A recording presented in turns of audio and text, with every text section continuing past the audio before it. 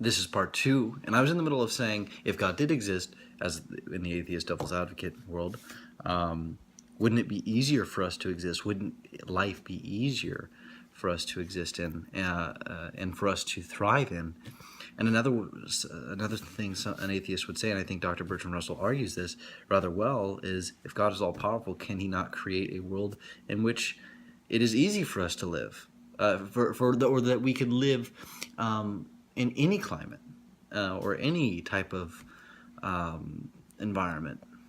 And I think that is a really effective argument against the fine-tuning argument, unless we rebut with sin being the cause of death and destruction in the world today, which is what we should do. And I think if anybody was arguing against him, would go that we have a theological reason why there is sin and death in the world once we establish the fact that everything that begins to exist has a cause, and God is that cause.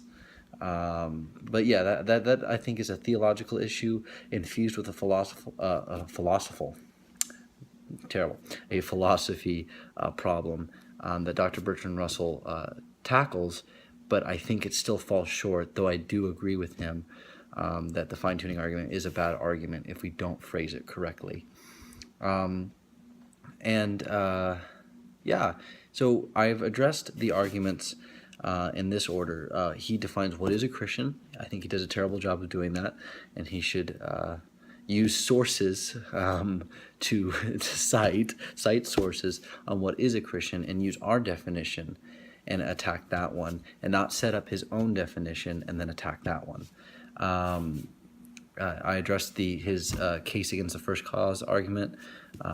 If everything has a cause, then what caused God? Well, the truth is everything that begins to exist is the real premise. And since God, by definition, never began to exist, it's illogical to even ask that question. It's like asking, can you make a triangle round? Sorry, brain fart.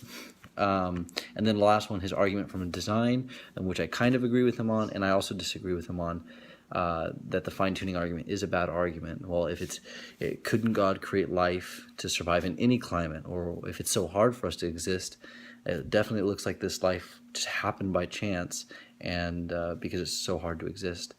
But our reason, our theological reason that we can address to that is sin is the cause of that. So in conclusion, he does give a lot of evidence, or I shouldn't say evidence, he gives a lot of good reasons why he's not a Christian, but I still feel that they fall short of, first, that God is the best reason to explain why everything exists at all, and especially later in the book he also attacks the character of Christ and the resurrection of Jesus, which I didn't get to in this video, but those I didn't feel like I needed to, because anyone who has read scripture or any type of apologetics would have a good foundation in arguing against even him.